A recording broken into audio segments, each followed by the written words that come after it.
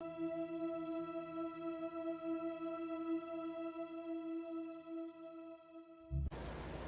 everyone, this is Spyfin 101. I'm here today to review the newest episode of Cloak and Dagger. Now, I made a prediction before this episode even aired, and that was that it's currently airing again. It's going to be airing 2 more times on Freeform, but as I was waiting for the episode to start, I made a prediction. That was by the end of this episode, Cloak and Dagger would end up being my new favorite MCU show. And I was right.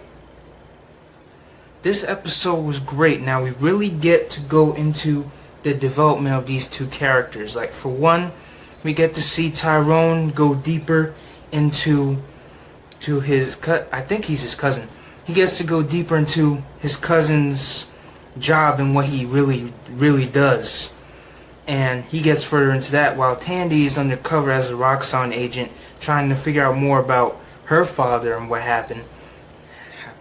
And in this, they are referred to as the Divine Pairing, which I think is a pretty cool name.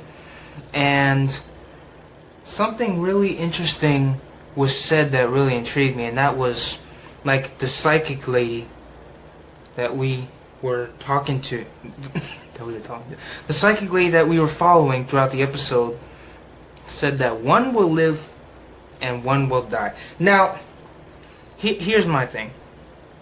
The MCU, in my opinion, the MCU,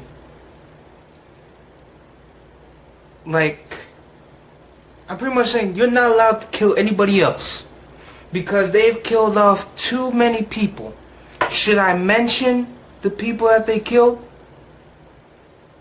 I'm not going to, because that's a lot. But the point is, like, it's too much, man. And now you're going to tell me that I have to wait to see if Cloak and Dagger survive? Now, if one of them survives, or one of them no, I don't want to see that. Stop killing off these characters, Marvel. Stop it. We know you have the courage to do it now, okay? Just stop it. And if you, Marvel, if I go to Ant-Man and the Wasp this Saturday and I see you kill another character, I'm gonna be so done. Not with the MCU, because the MCU is greatness. But anyway, I'm getting off track. This episode was very good. It was definitely well written. I felt like there were some interesting developments going on. Tandy's actually, as a matter of fact, Tandy makes a new friend, and that is an employee of Roxxon. I forget her name right now, but you know, she starts to get all personal with her, and they start to get along. She, like, her whole objective was to touch her and get information, but she didn't end up doing it, which is interesting to me because, you know, did she not do it because, you know, they had a bond, or she felt like she didn't know anything about the situation? I don't know. That's something that I think we're going to get into later on. And as for Tyrone, his cousin or uncle, whoever he is, he dies, and the end of the episode is basically Tyrone and Tandy meeting up again. And Tyrone is sad and he's crying because he just watched his uncle or whoever he is die in front of him, just like he did his brother. And so he's crying. And the interesting thing about that is, like, there's this thing where, like, Tandy goes on to touch him. Like, what's going on? What's wrong? And she couldn't do it. So what's that about? That's something we'll get into further along as well. Ultimately, I really like the development that the characters go through. I really like the fact that, you know, we're seeing some, like, this show is still taking its time to get going.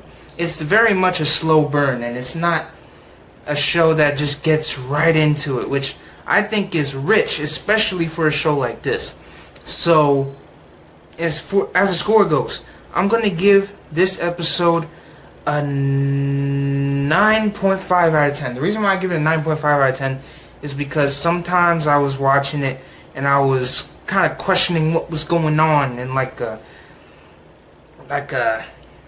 semi-confused manner. But that's not taken away from the episode at all. I mean, it takes away from the grade, but you know, it's only like a point. It takes like a point away because this episode was fantastic.